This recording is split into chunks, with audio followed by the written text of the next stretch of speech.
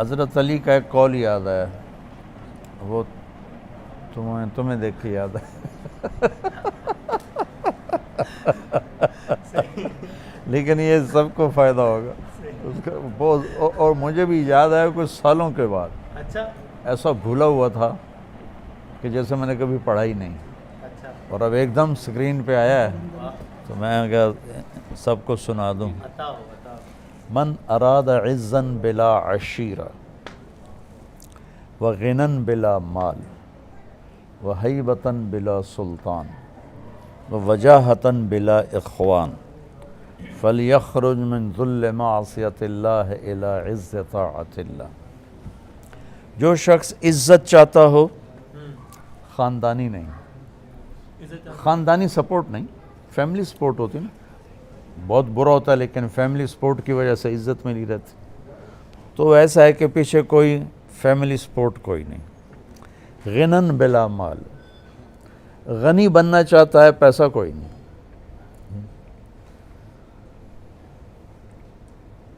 ہیبتاً بلا سلطان، طاقت کوئی نہیں، کلاشنکوفوں والے کوئی نہیں، لیکن اپنا وقار چاہتا ہے، اپنی ہیبت چاہتا ہے۔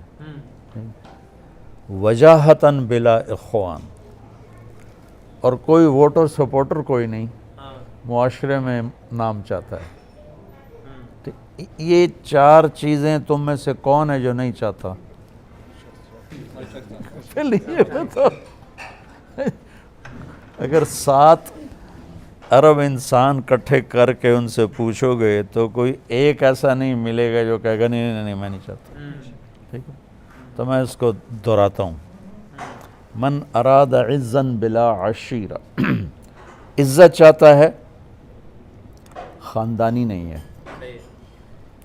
غنن بلا مال، پیسہ چاہتا ہے، غنی بننا چاہتا ہے، پیسہ کوئی نہیں ہے۔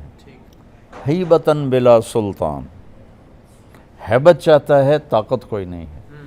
وجاہتاً بلا اخوان، اپنا تعارف چاہتا ہے، اپنا نام چاہتا ہے، لیکن کوئی ووٹر سپورٹر کوئی نہیں، تو اب یہ کیا کرے گا؟ تو فرمایا مولا علی نے، ایک کام کر دے، ایک چھوڑ دے۔ اچھا، فلیخرج من ذل معصیۃ اللہ، اللہ کی نافرمانی چھوڑ دے، الی عز طاعت اللہ، اور اللہ کی اطاعت پہ آ جائے۔ چاروں چیزیں اللہ ٹرے میں رکھ کے دے دے، پلیٹ میں رکھ کے دے دے۔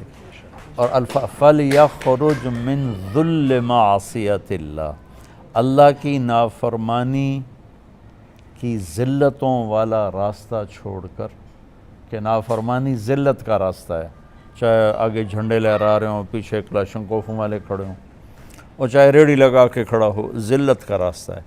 الی عز طاعت اللہ، اللہ کی فرمان برداری کی عزت والے راستے پر آ جائے، چاروں چیزیں اللہ اس کے قدموں پہ قربان کر دے۔ تو ہر انسان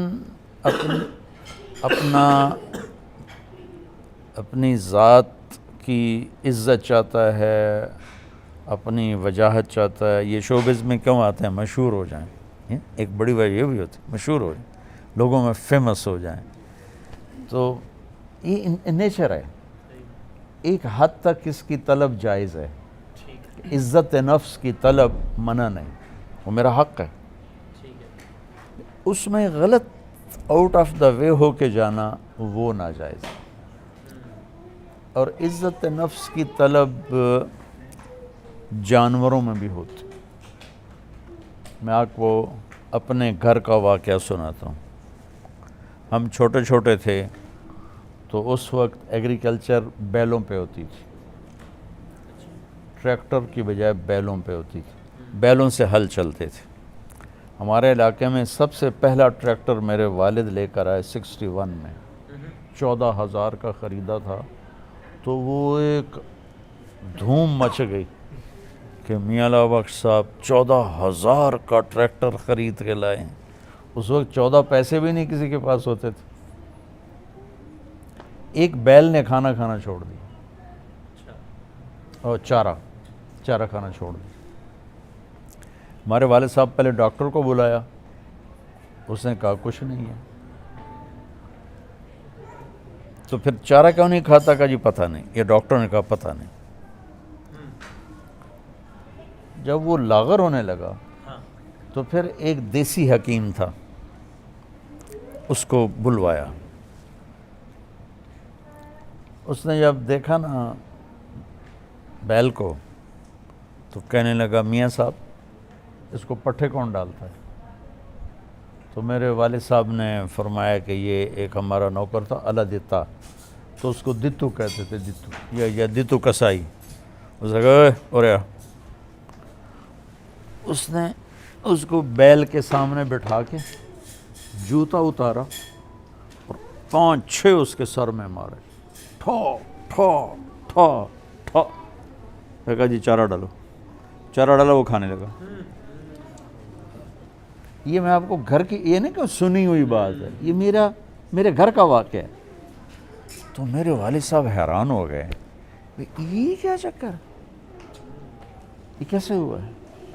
تو کہا میاں صاحب اس نے بیل کو کہیں مارا ہے، کوئی سوٹی ماری ہے، کوئی ڈنڈا مارا ہے، یہ وٹ کھا گیا،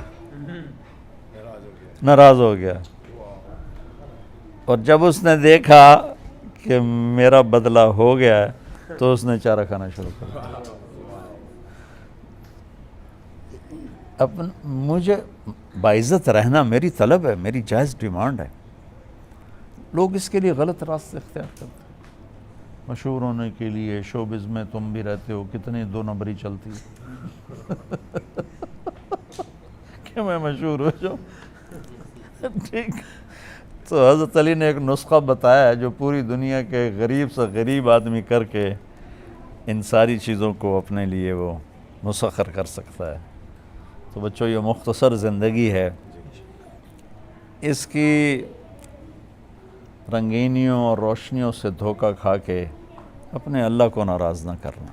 بس اللہ کو راضی کر کے ساری دنیا آئے تو بھی نفع کا سودا ہے، جائے تو بھی نفع کا سودا ہے، اور اللہ کو ناراض کر کے ساری دنیا آئے تو بھی گھاٹے کا سودا ہے، اور جائے تو بھی گھاٹے کا سودا ہے۔ بس یہ میرا سبق یاد رکھیں۔ اپنے آپ کو بھی کہتا ہوں، آپ سب کو بھی کہتا ہوں۔